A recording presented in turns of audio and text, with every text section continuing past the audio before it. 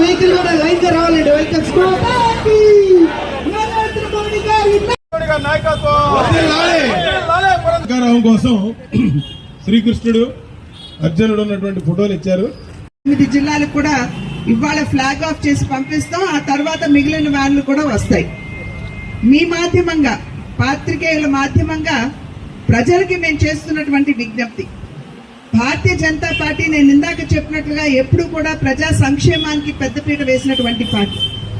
Bharatiya Janata party మూల సిద్ధాంతం కూడా అంత్యోదయ, అంటే సమాజంలో అట్టడుగునున్నటువంటి వారికి సైతం సంక్షేమాన్ని అందిస్తూ ముందుకు వెళుతూ దేశ సర్వతోముఖ